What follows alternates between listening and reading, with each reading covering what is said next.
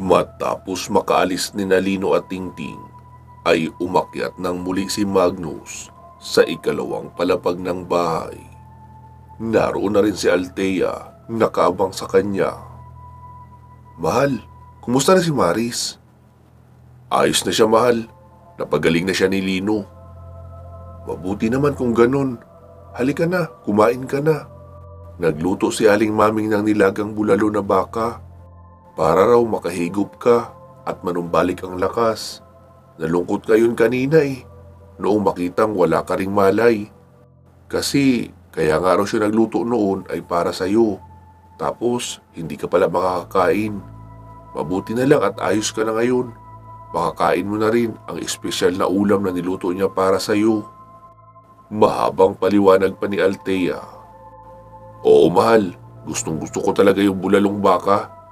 May patis, sili, kalamansi ba?" "Abay, oo naman. Nagdala talaga ng bagong pitas na sili at kalamansi si Aling Maming para sa'yo.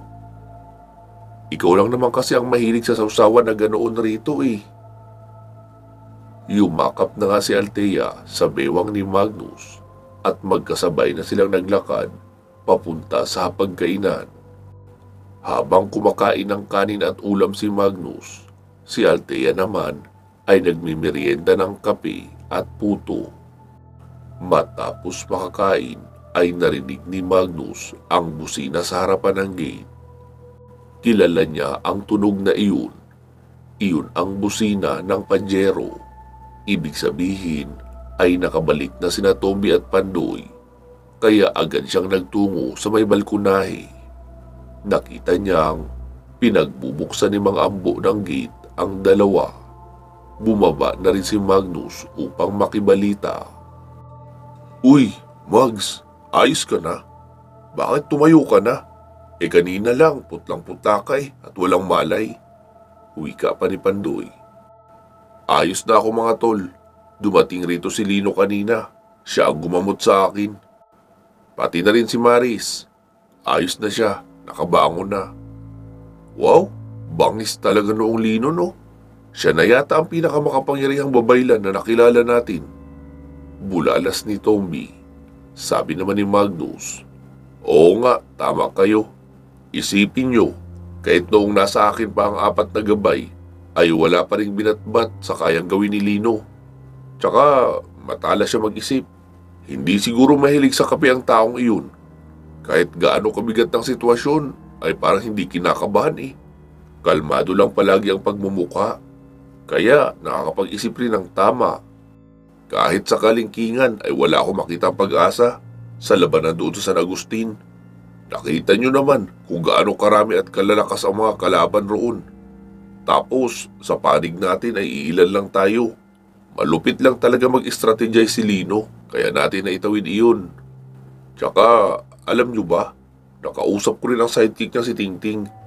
Ang sabi ni Tingting ay kauuwi lang nila galing sa kabilang mundo. Binihag raw kasi ng reyna ng mga engkanto ang mag-ina ni Lino, kaya nagpunta sila roon at nagtagal sila roon ng 6 na buwan. Pero pagkatapos noon ay nakabalik rin sila rito, dala ang mag-ina niya." Napasabi naman si Tomby nang, "Teka, paano mag-ina? May anak na ba si Lino at Rosalia? Di ba kailan lang naman naganap ang labanan sa San Agustin? Imposible namang nabuntis agad si Rosalia at lumabas na rin agad." "Ibang babae ang sinasabi kong mag-ina ni Lino. Mahabang kwento raw," sabi ni Tingting. "Pero sa iisang bahay ay kasama ni Lino ngayon si Rosalia, pati na iyong babae na nanay ng anak niya." "Nice! Hindi lang pala sa pagiging babaylan at mga labanan matinik si babaylang Lino. Pati pala sa chicks matinik rin." "Oo nga pagsang-ayon pa ni Magnus. "Uy, teka, may iba tayo ng usapan. Kumusta ang lakad nyo?" "Wala, Mags May ilang banggaan pero hindi malala. Mga motor at jeep lang, sagian at kaunting UP. Wala namang mga namatay at walang malaking disgrasya mula kahapon ng umaga hanggang kanina. Kaya ibig sabihin ay mukhang may dumukot kay ninong mo." Anong gagawin natin ngayon, Mags? "Magsiuwi na muna kayo sa pamilya nyo at magpahinga.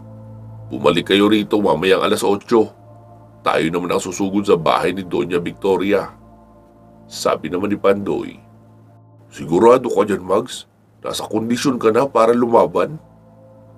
Oo naman. E paano kung ganun uli karami ang aswang na meron doon kagaya ng sumugod sa atin kagabi? Hindi natin iyon kakayanin kung tayong 4 lang. Narinig naman nilang may nagsalita mula sa unahan. Hindi na ba counted ang presensya ko? Napalingon naman sila sa likuran. Si Maris ang naroon, naglalakad papalapit. Hala Maris, ayos ka na ba? Mahina ka pa, di ba? Wika pa ni Tommy. Ikinumpas naman ni Maris ang kanyang kamay, paturo sa isang malaking bato sa unahan.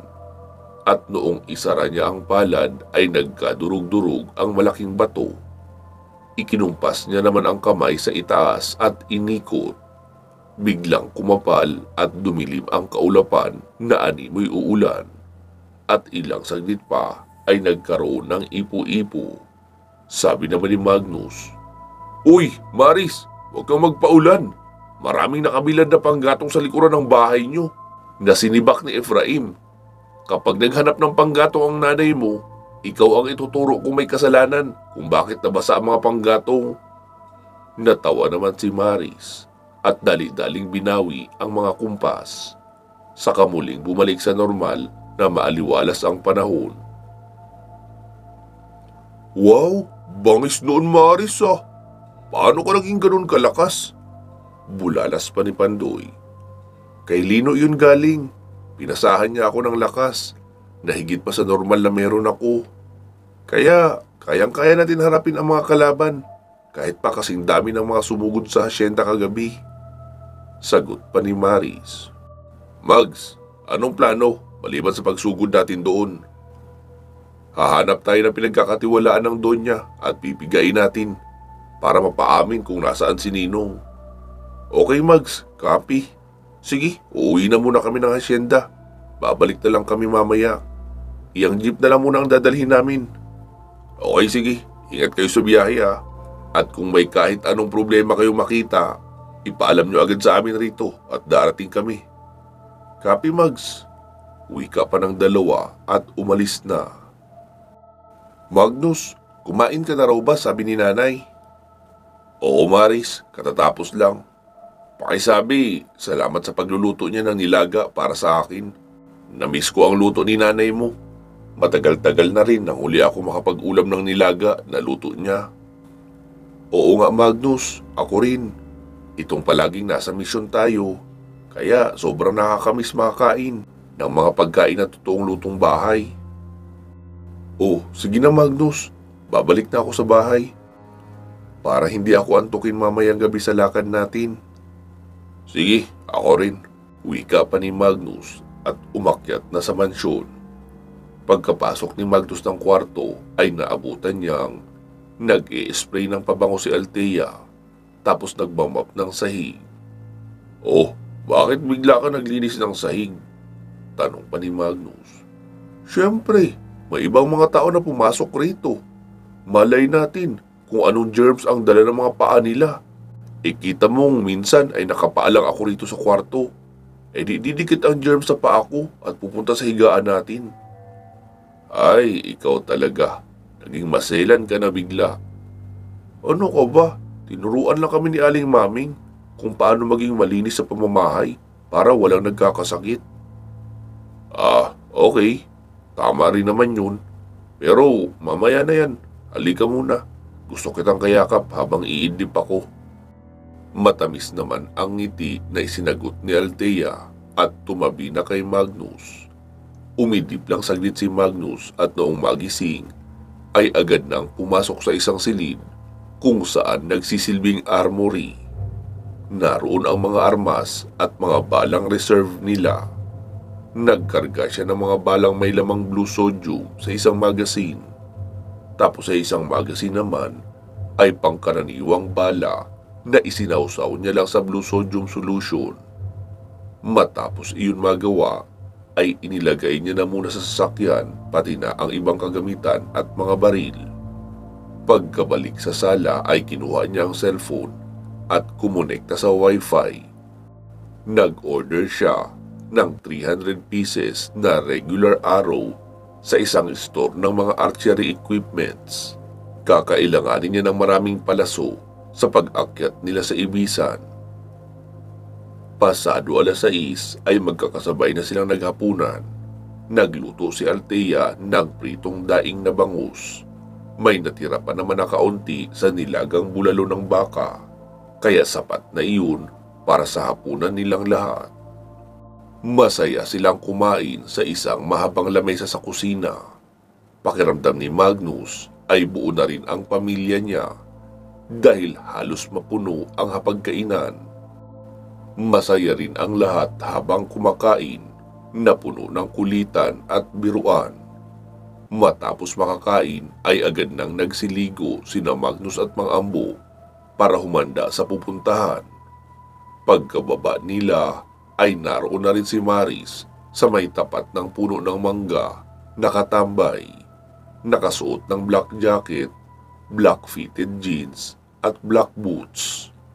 Nice! Mukhang miyembro ng SWAT team ang itsura mo ah. Biro pa ni Magnus sa dalaga. Che, ewan ko sa'yo. Anong gusto mong isuot ko sa pagpunta sa laban? Duster ni nanay o dress na pink na pangdibo? Nagtawa na naman sina Magnus at Mang Ambo. Ilang saglit pa ay dumating na rin ang dalawa sakay ng jeep. Ano, tara na? Tanong pa ni Magnus. Oo Mags, ready na kami. May mga baril at bala na ba tayo sa sasakyan? Oo, naglagay na ako kanina. E di tara na nga. Nakita nilang papalapit si Aling Maming para magsara ng gate. Lumapit naman si Althea at humalik sa pisngi ni Magnus bago ito pumasok sa loob. Habang nasa biyahe ay nagsalita si Magnus. Tombi at Bandoy, nakapagpaalam na ba kayo sa inyong mga asawa na aakyat tayo ng Ibisan? Oo Mags, nasabi ko na. Si Tombi. Ako rin Mags, dagdag naman ni Pandoy. E di kapag nabawi na natin si Ninong ay aakyat na tayo agad. Siguro naman, mas magiging madali na sa atin ngayon ang pag-akyat. Pangatlong akyat na natin yun eh. Siguradong alam na natin ang mga pwede natin pagdaanan. Abay oo naman Mags, basta magbabaon ako ng maraming kape. Kahit iyon lang at isang Skyflex, buhay na ako noon maghapon. Wika ni Pandoy. Oo, tama kayo. Pero syempre, balansehin rin natin ang mga dala natin. Magbabaon pa tayo ng mga bala, damit, kumot, bigas at ilang mga dilata. Sabi naman ni Pandoy. Naku, mapupurga na naman ako nito sa kakakain ng dilata at noodles habang nasa paglalakbay. Tumawa naman si Magnus. Kaya habang narito pa tayo sa ibaba, ay samantalahin nyo nang kumain ng maraming gulay at karne. Kasi iyon talaga ang mamimiss natin kapag nasa bundok na tayo. Oo Mags, tama ka. Makalipas ang mahigit 15 minutos na biyahe, ay narating na nila ang kalye papasok sa compound kung saan naroon ang mansyon ng mga Carlos. Makikitang lahat ng mga kabahayan sa kalyeng iyon ay abandonado na. Mags, tingnan mo ang mga bahay rito. Abandonado na. Natakot na siguro ang mga taga rito at nagsilayas na lang. Sabi naman ni Magnus. Nagsilayas o pinagkakainan nila? Lalo at napakarami nilang dalang aswang nang dumating rito. Ilang saglit pa ay may nakita silang tatlong lumilipad na manananggal sa itaas. Pero mukhang hindi pa sila napapansin. Mga ambo, patayin mo muna ang headlight. Bagalan mo lang din, malapit na tayo. Ginawa naman iyon agad ni Mang Ambo. Mags, saan tayo dadaan? Mahihirapan tayo makapasok basta-basta. Mataas ang pader. Maging ang gate nila ay bakal din at mataas. Sabi naman ni Magnus. Simple lang Mang Ambo. Saan ba dumadaan ang mga normal na tao kapag bumibisita sa isang pamamahay? Di, sa pintuan lang din tayo dadaan. Nakita mo naman ang ginawa ni Maris kanina sa bato, di ba? Sa tingin mo ba, hindi niya yon kayang gawin sa pader? Pero Maris, kung may makikita kang malaking bato sa paligid, Ibato mo na lang gamit ang telekinesis. Mukhang meron ka na noon eh. Sabi naman ni Maris. Sige, susubukan ko. Inihinto nila ang sasakyan bago pa man makarating sa may gate. Dito na tayo para hindi madamay sa laban ng sasakyan.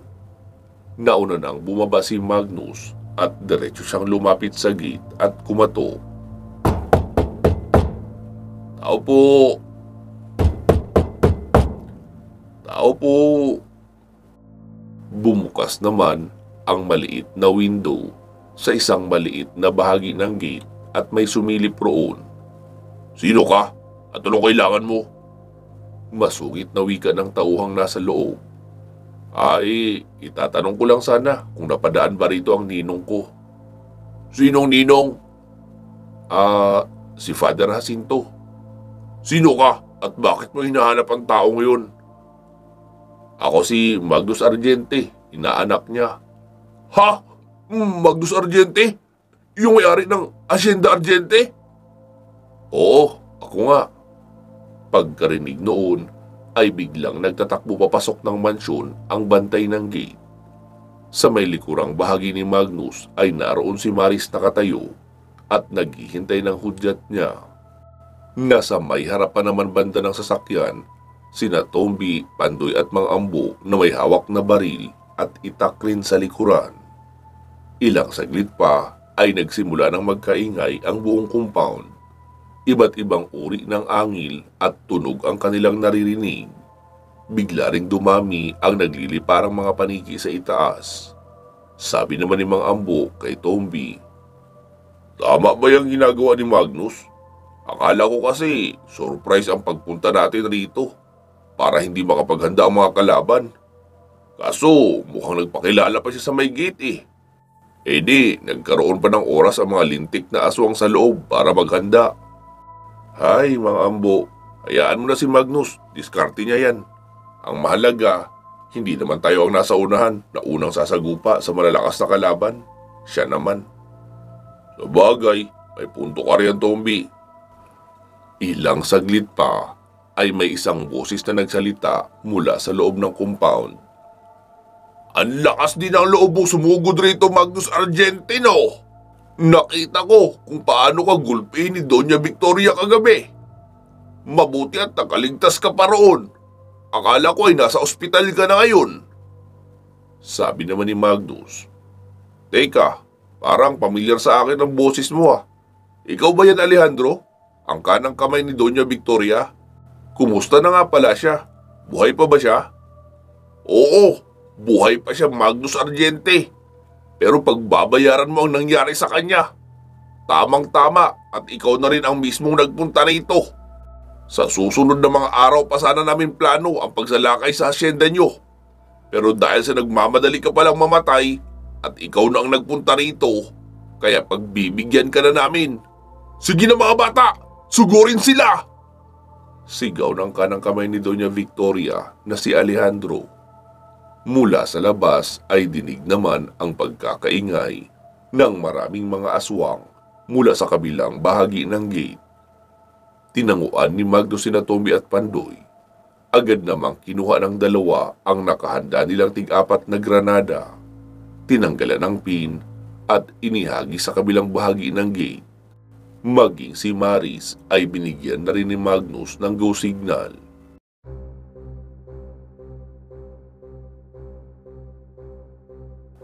Pagkabagsak lang ng 8 granada sa kabilang bahagi ng gate, ay sunod-sunod na iyong nagputukan, kaya nagkahiyawan naman ang mga aswang at hindi inakalang may ganoong baon sina Magnus.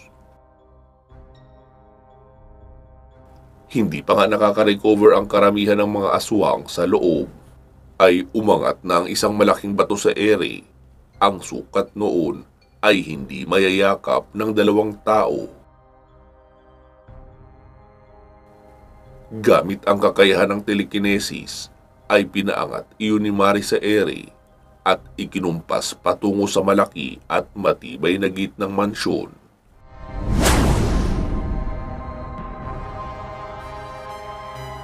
Nawasak iyon at napabagsak ang poste ng pader na mismong kinakabitan ng gate. Ilan sa mga aswang na naroon sa kabilang bahagi ang nadaganan at binawian ng buhay. Kita naman nila Tombi, Pandoy at Mang Ambo ang mga nagliliparang mga manananggal, kaya iyon ang inasinta nila. Hindi iyon mahirap gawin dahil may nakakabit na night vision scope ang hawak nilang baril at may laser din iyon. Kaya kahit pa hindi silipin sa scope, basta kapag nakitang ang pulang liwanag ng laser ay nasa katawan na ng aswang, ay ipuputok na lang agad at siguradong sapul na ang mga iyon.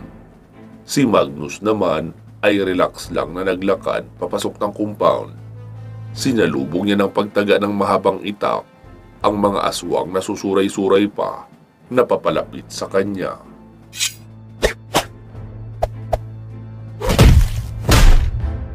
Mula sa likuran ng mansyon ng mga Carlos ay dumaluhong ang malaking bilang ng napakaraming mga aswang. Papasugod iyon kay Magnus. Sabi naman ni Maris, "Ako na ang bahala rito, Magnus. Yung kanang kamay ang hulihin mo para ma-interview."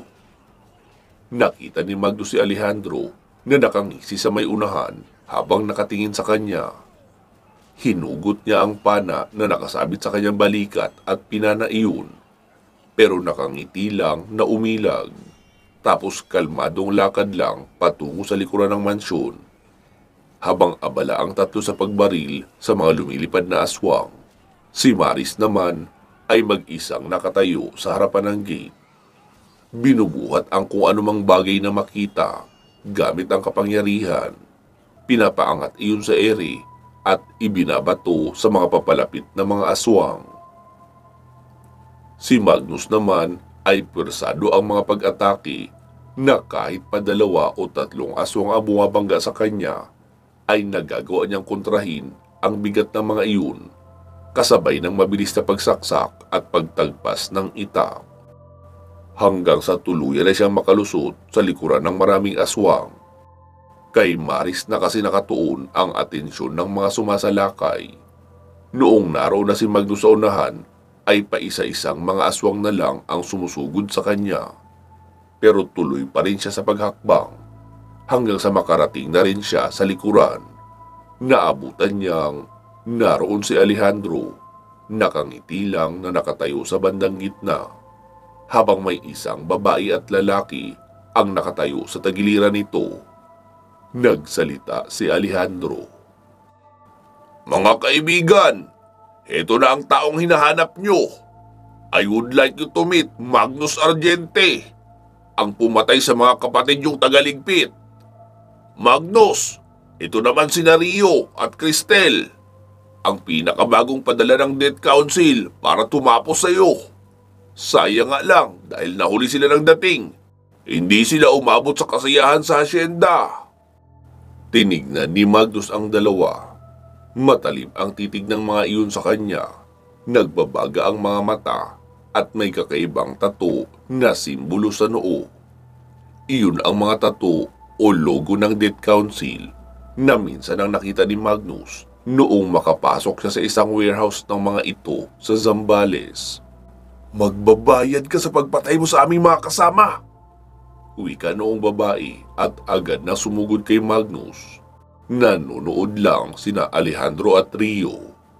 Mabilis na kinuha ni Magnus ang pana at palaso, saka sinalubong ng pagpana ang tagaligpit na si Cristel. Naglabas naman ng isang kumikislap sa talas na punyal ang babae. Gamit ang punyal ay sinalag noon ang palaso ni Magnus at napunta sa ibang direksyon. Patalon na sumaksak ang babae kay Magnus.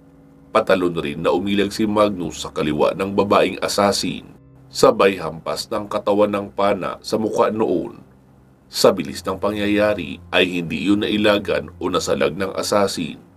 Napaatras ang mukha noon at saglit na nawala sa wisyo dahil sa tama. Pero agad ring nakarecover at umataking muli.